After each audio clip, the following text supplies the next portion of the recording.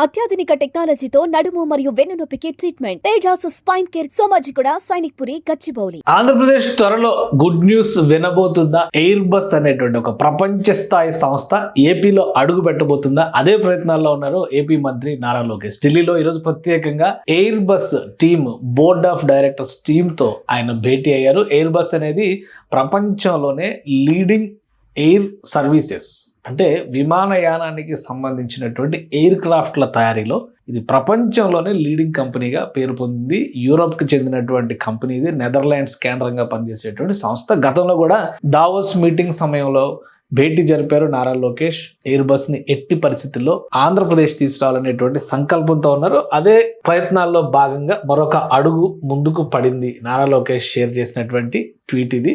Air bus టీంతో ఆయన భేటీ అయ్యారు ఈరోజు ఢిల్లీలో. కేంద్ర పౌర విమానయాన శాఖ మంత్రి రామ్మోహన్ నాయుడు గారు కూడా ఇందులో ఉన్నారు. ఎయిర్ బస్ టీంకి ఆంధ్రప్రదేశ్లో ఉన్నటువంటి పాలసీస్ గురించి ఎక్స్ప్లెయిన్ చేశారు. ఇంకా అనేక ఫొటోస్ ఉన్నాయి. ఎయిర్ బస్కి సంబంధించినటువంటి డెమో పీసెస్ని ఆయన పరిశీలించారు. దీనికి సంబంధించినటువంటి ట్వీట్లో కూడా క్లియర్గా పేర్కొన్నారు. From Amaravati to Delhi met the Airbus board led by Chairman Rene Oberman for a focused engagement on anchoring a world-class aerospace manufacturing ecosystem in Andhra Pradesh. With ready land, a progressive aerospace policy, multi-corridor options and co-located vendor clusters, AP stands prepared to deliver speed, scale and global competitiveness for complex programs. Our mission is clear: build an export-ready aerospace hub that creates high quality jobs, advances innovation and strengthening India's position in global supply chain. ఇది లోకేష్ గారు చేసినటువంటి tweet. అక్కడ భేటీ జరిగింది. Renault ఒబెర్మన్తో discussion జరిగింది.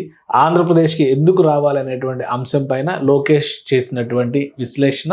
ఆంధ్రప్రదేశ్లో ఇప్పుడు ఏరోస్పేస్కి సంబంధించి ఏరో based పార్క్లు అంటే ఒక ఇండస్ట్రియల్ క్లస్టర్ని డెవలప్ చేయాలనేటువంటి సంకల్పంతో ఉంది. పూర్తి స్థాయి మ్యానుఫ్యాక్చరింగ్ యూనిట్తో పాటు దానికి సంబంధించినటువంటి ఇతర యాన్సిలరీ యూనిట్ క్లస్టర్స్ను కూడా ఏర్పాటు చేసే దిశగా సహకరించాలి, ఆంధ్రప్రదేశ్లో అడుగు పెట్టాలంటూ విజ్ఞప్తి చేశారు నారా లోకేష్ ఈ టీంకి. ఈ టీం కనుక వస్తే ఆంధ్రప్రదేశ్ చరిత్ర మారిపోయేటువంటి ప్రాజెక్ట్ కింద దీన్ని మనం చూడాల్సి ఉంటుంది. ఎందుకంటే ఎయిర్ బస్ అనేటువంటి సంస్థ ఆల్మోస్ట్ 69 బిలియన్ల యూరోల కెపాసిటీ ఉన్నటువంటి సంస్థ. ఇది ప్రపంచంలోనే ఎయిర్ బస్ మేకింగ్లో అంటే ఎయిర్ క్రాఫ్ట్ల తయారీలో నంబర్ 1 కంపెనీగా భావించేటువంటి సంస్థ. అలానే పౌర విమానయానానికి సంబంధించినటువంటి అనేక వస్తువులతో పాటు డిఫెన్స్, హెలికాప్టర్ మేకింగ్ ఇటువంటి సబ్సిడరీ కంపెనీస్ కూడా ఉన్నాయి. ఆ కంపెనీస్తో పాటు వివిధ రకాల ఏరోస్పేస్కి సంబంధించినటువంటి వ్యవస్థల్ని ఆంధ్రప్రదేశ్లో ఆవిష్కరించే దిశగా రావాలంటూ ఆహ్వానం పలికారు మంత్రి నారా లోకేష్ కేంద్ర మంత్రి రామ్మోహన్ నాయుడు గారితో కలిసి. ఒకవేళ ఈ ప్రాజెక్టు వస్తే కనుక ఖచ్చితంగా ఏపీ చరిత్ర మారిపోయేటువంటి ప్రాజెక్ట్ అవుతుందని చెప్పడానికి ప్రధానమైన రీజన్ ఏంటంటే దీని హిస్టరీ. ఈ సంస్థకు ఉన్నటువంటి గొప్పతనం తెలుసుకుంటే కనుక ఇది ప్రపంచంలోనే అత్యద్భుతమైనటువంటి సంస్థగా పేరు పొందింది. Air bus company pioneering sustainable aerospace for a safe and United world.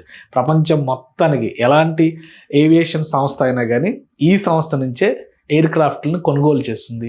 అంటే అంత సమర్థమైనటువంటి ఎయిర్ క్రాఫ్ట్లు తయారు చేసేటువంటి సంస్థగా దీనికి పేరుంది.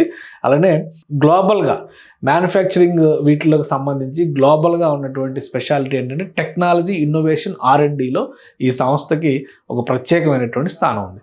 ఇంత భారీ సంస్థని తీసుకురావాలి ఆంధ్రప్రదేశ్కి. తీసుకొస్తే కనుక మ్యానుఫ్యాక్చరింగ్ ఆపర్చునిటీస్తో పాటు జాబ్ ఆపర్చునిటీస్ విపరీతంగా పెరుగుతాయని చెప్పని ఆంధ్రప్రదేశ్ ప్రభుత్వం భావిస్తుంది. అందులో భాగంగానే ఎయిర్ బస్ కాంట్రాక్ట్ని ఎట్టి పరిస్థితుల్లో కూడా ఎగ్జిక్యూట్ చేయాలి, ఆంధ్రప్రదేశ్లో అడుగు పెట్టే విధంగా తీసుకురావాలని చెప్పని నారా లోకేష్ సంకల్పంతో ఉన్నారు.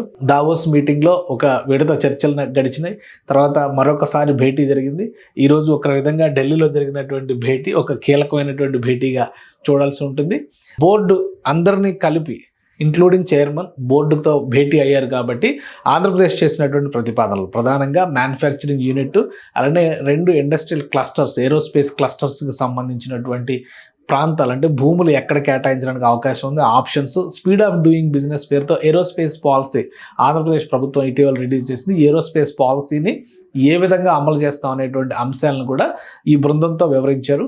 కాబట్టి ఎట్టి పరిస్థితుల్లో ఏపీలో కనుక అడుగు పెడితే ప్రభుత్వం పూర్తి స్థాయిలో సహకరిస్తుందని చెప్పని లోకేష్ భరోసా ఇచ్చారు. అందులో భాగంగానే ఈ భేటీ చాలా ముఖ్యమైనటువంటి భేటీగా ఆయన చెప్పారు.